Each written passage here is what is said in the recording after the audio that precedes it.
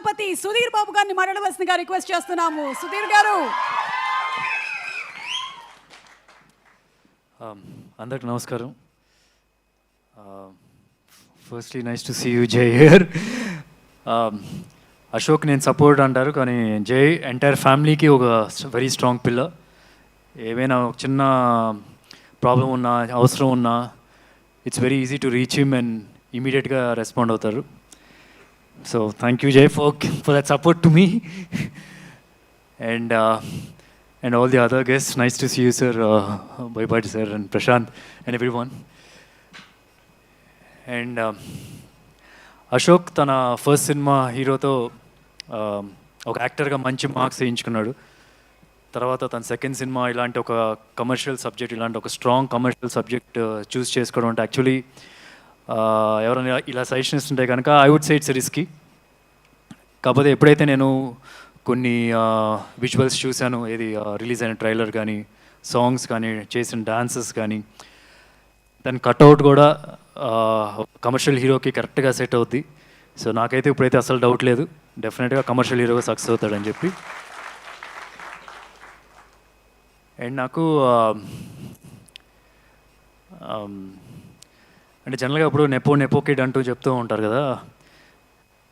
ఇప్పుడు ఎవరికైనా ఒక వ్యక్తికి బాగా ఆకలేసి అన్నం తినడానికి అన్నం లేదు, అరే నువ్వు ఈ పని చేస్తే కనుక నీకు అన్నం దొరుకుతుందిరా అంటే వాడు డెఫినెట్గా చాలా మోటివేటెడ్గా ఆ పని చేస్తాడు.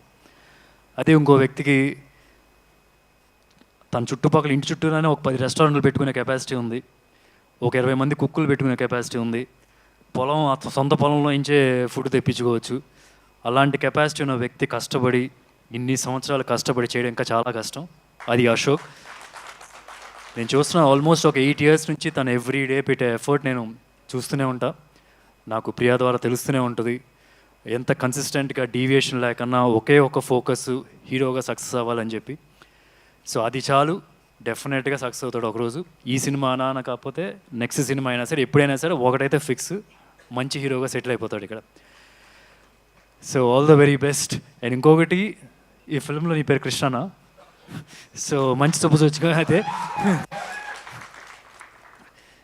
అండ్ ఇందాక చెప్తున్నాడు మహేష్ రావడం కుదరదు, ఆబ్వియస్లీ మీకు అందరికి తెలిసిన రీజన్స్. కాకపోతే నాకు మహేష్ లేని లోటు అస్సలు, మహేష్ రాలేదన్న లోటే లేదు.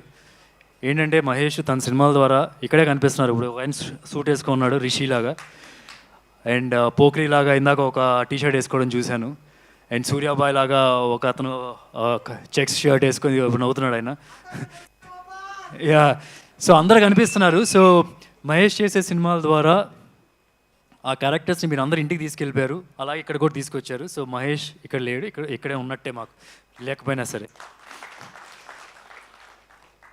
అండ్ తర్వాత ఈ సినిమా ప్రొడ్యూసర్స్ బాలా గారు, అంటే నాకు లాస్ట్ ఒక ఫ్యూ డేస్ క్రితం ఎప్పుడైనా నా సినిమా హరో మరాది రిలీజ్ డేట్ అనౌన్స్ చేసిన వెంటనే నెక్స్ట్ మా మేనేజర్కి ఒక ఫోన్ వస్తుంది బాలా గారి దగ్గర నుంచి, మేము కూడా అదే డేట్ అనుకుంటున్నామండి అని.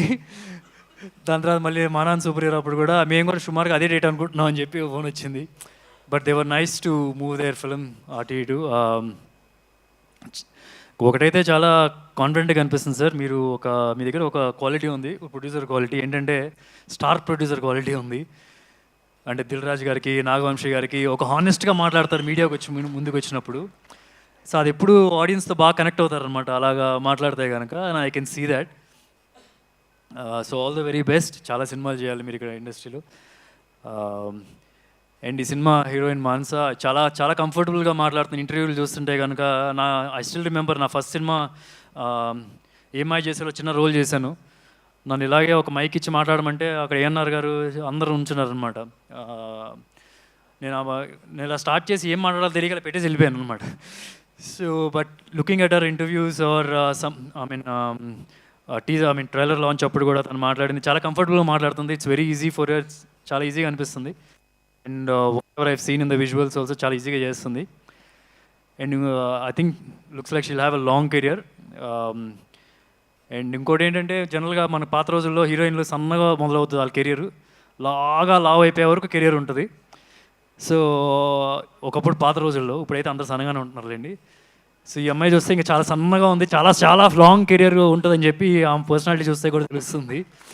So all the very best, welcome to Telugu film industry. అలాగే ఈ సినిమా డైరెక్టర్ అర్జున్ చాలా కాన్ఫిడెంట్గా ఉన్నారు, చాలా హానెస్ట్గా మాట్లాడారు. ఇదే హానెస్టీ మీ సినిమా మేకింగ్లో ఉందంటే డెఫినెట్గా ఆడియన్స్ అందరూ కనెక్ట్ అవుతారు. So all the very best you sir. And ఎక్కడో నాకేంటంటే బోయపాటి గారి రిఫరెన్స్ కనిపిస్తుంది. నా చిన్నప్పుడు ఏంటంటే నేను ఎప్పుడు ఒక ఫీల్ అయిపోయాను, అంటే ఒక థియేటర్లో సినిమా చూసి వచ్చిన తర్వాత ఇంటికి వెళ్ళిన తర్వాత కమర్షియల్ సినిమా అనగానే ఇలా అన్నప్పుడు బొక్కలు ఊగుతూ ఉంటాయి. నేను ట్రై చేస్తుండేవాడిని ఇంటికి వెళ్ళి అని. సో సినిమా ఇండస్ట్రీ సినిమాలోకి వచ్చిందో అర్థమైంది, కొద్దిగా స్లోమో షాట్స్ ఉంటాయి, అప్పుడు దానిలో కుదురుతాయి అని.